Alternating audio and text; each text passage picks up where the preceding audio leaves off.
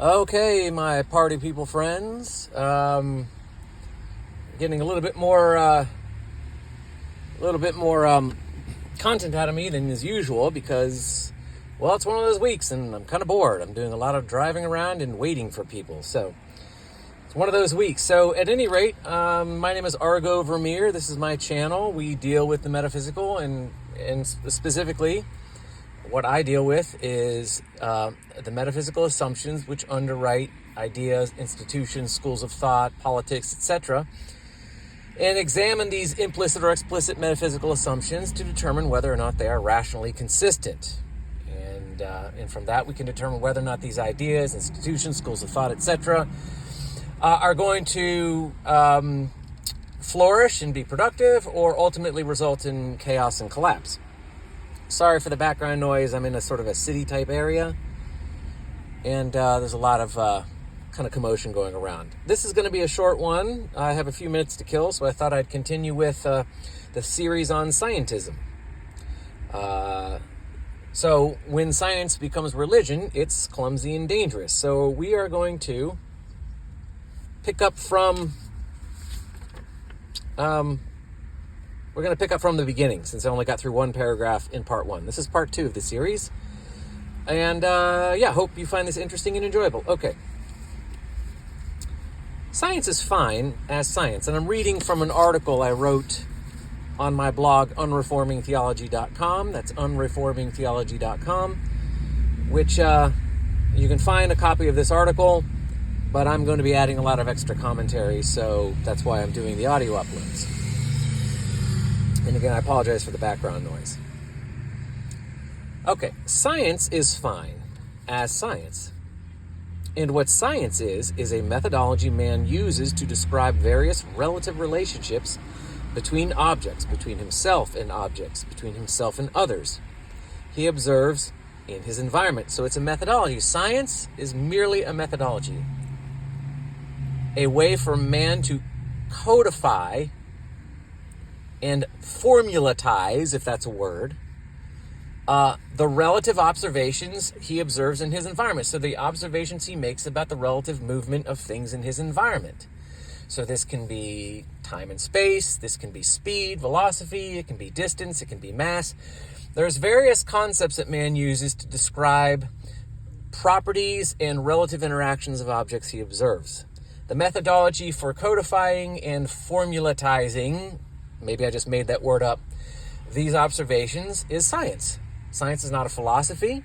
It doesn't have anything to do with the philosophical because it's not rooted in the metaphysical. In fact, in order for science to work, you already have to have a predetermined metaphysical primary and metaphysical assertion. So you already have to have made judgments about the nature of yourself as the observer and your reality before science can be applied in any practical way. So it's only a methodology. As soon as science tries to become philosophical or tries to answer where did everything come from, why is everything here, what is man, what is reality, what is time and space, it morphs into a philosophy. It's not prepared to deal with philosophy because it's not prepared to deal with metaphysical questions, which is why it struggles infinitely with consciousness. And so you need to be aware when science begins to take the role of philosophy and religion, or pretends that philosophy and religion aren't necessary or don't exist, and science has all the answers, you need to walk away. You are dealing with a mystic and a madman. This is not what science is. Science is a methodology. It's not a philosophy. It can't be a philosophy. It can't answer the fundamental questions. It can only organize conceptually how man observes his environment, period.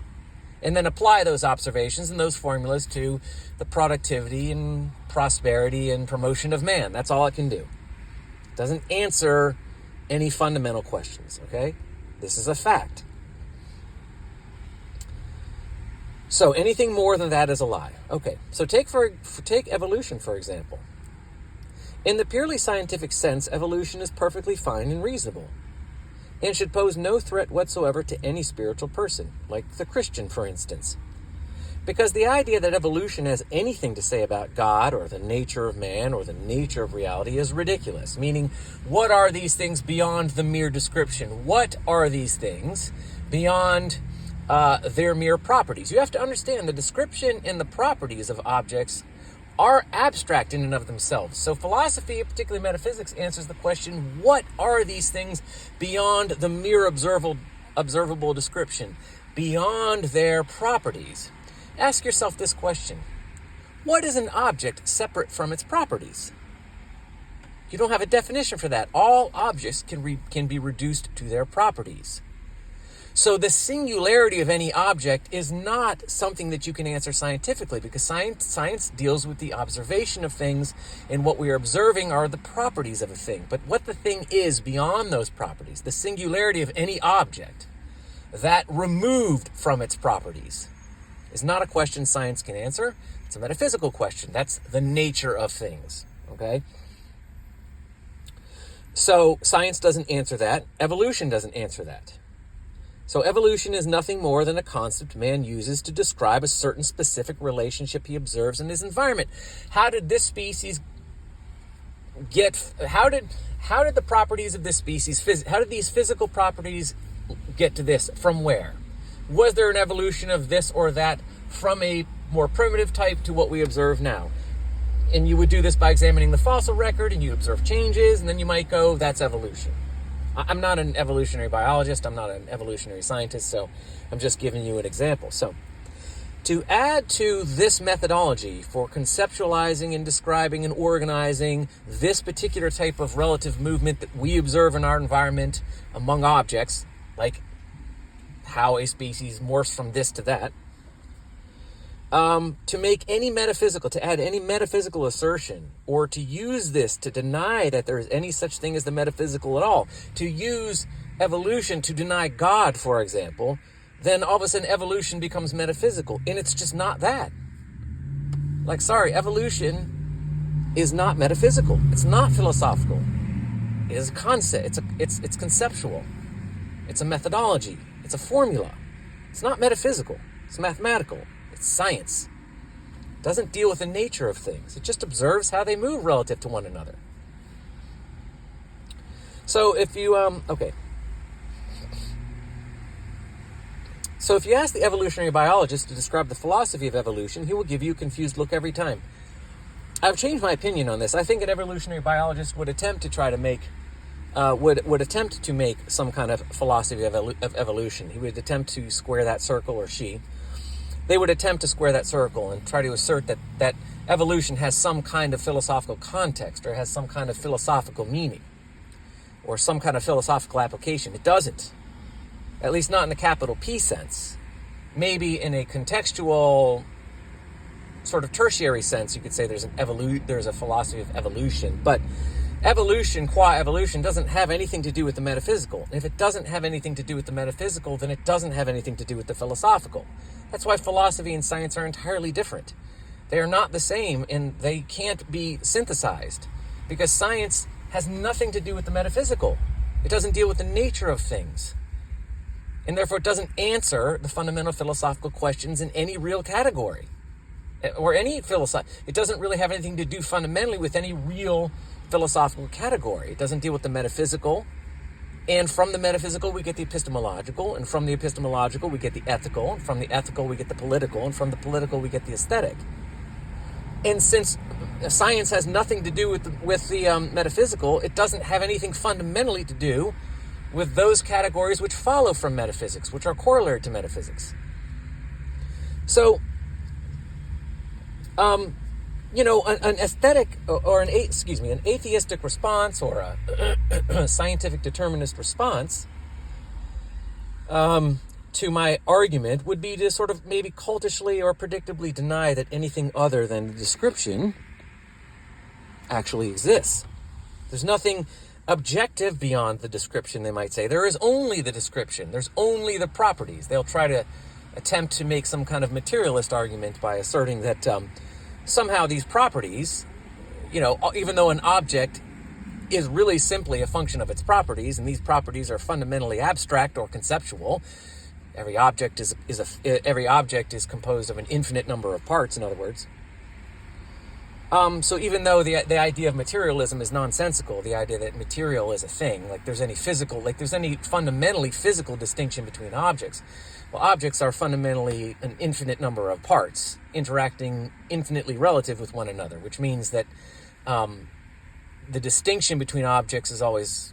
Anyway, I don't want to get into that. The point being is that they might try to make some kind of cultish and sort of cognitively dissonant appeal to the fact that only the physical exists. It's all empiricism. It's all natural materialism.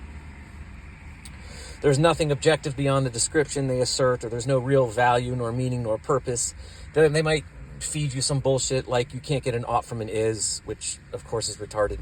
Because, and I don't mean to use that word because I'm not saying people are retarded. I'm saying the idea is. The idea is retarded because, and when I say retarded, I mean it's actually literally intellectually stunted. There is no is without an ought, meaning there's no value to describe something and yet not have the corollary value to it. To know what something is, but to have no idea how to apply it, or to assert that there is no rational application of it. So to describe that something is, to declare that something objectively is, but declare that there is no objective way to apply that knowledge or that truth, is to render the truth purposeless. Purposeless truth is meaningless truth. Meaningless truth is irrelevant truth. Meaningless truth is a contradiction in terms. There is no is without an ought. There is no declaration of truth without a corollary value application of that truth. So they ignore, don't realize that the denial of any real philosophical meaning to man and creation is in fact a value judgment. You see, they'll say there's only the objective description. There is no objective value. There is no ought from an is. But this is implicitly a value judgment. This declaration is implicitly a value judgment because it implies that the pure description of reality, removed from value, meaning, or purpose, is preferable because it's more truthful. Science will say, we just want the truth. We're just giving you objective truth. Because why? Because the truth is obvious. Why would you prefer the truth? Why do you want the truth? Why make a claim that we need to destroy the lies of religion? We need to destroy the lies of the idea that somehow man's consciousness is objective and that he can create any objective value. We need to get to the truth. Why? Because the truth is more preferable. Why? Because the truth is more what? Efficacious. To who? To man, the truth is more what? Valuable. You see the irony? Do you see the contradiction? A truth claim with the implicit presumption that the truth is preferable implies value. So by your truth claim of there's no such thing of objective value, you're asserting value. This is why science as a religion is such a fundamental disaster, and it's such a naked cult that's so thinly veiled. Because to attempt to make science philosophical requires so much fundamental devotion to contradiction and so much cognitive dissonance. Sorry, I'm just checking the time. And so much cognitive dissonance that it's almost laughable. Science is not laughable in and of itself. It's only laughable. Carpentry, being a good carpenter, isn't laughable. It's only when you think that being a good carpenter makes you a great accountant and you try to apply your carpentry skills to the field of accounting do you look foolish. That's when you look like a fool. Science isn't foolish in and of itself. Science is awesome. Science is great. Science is useful. But it's foolishness when it tries to become that which it isn't. When the fish tries to give birth to when the fish declares that he's going to give birth to a bird, the fish looks foolish. It becomes what was once interesting and exciting and cool and neat becomes a carnival. It becomes risible, okay? So the only way that any observer, that is any human being, can make a truth claim, and I got to wrap up here in a second, can make a truth claim in the first place is by conceding, at the very least implicitly, that... Okay, I already did that. Okay, now here's the fact. The fact is that there simply cannot be any description, truth claim, without prescription, value claim. There is no truth without value. There is no is without an ought. Or it should be shall. There's a reason why I submit that the Old Testament commandments are thou shall. This is a value code. And because of the corollary between ethics and epistemology, it's not ought, it's not you should do, it's you shall do. It's a very profound difference.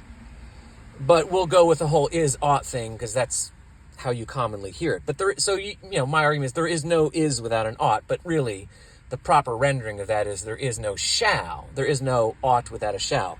And actually, my kiddo's coming, so I gotta go. I'm gonna wrap this up. We'll continue next time. Have a great day. Take care. Bye.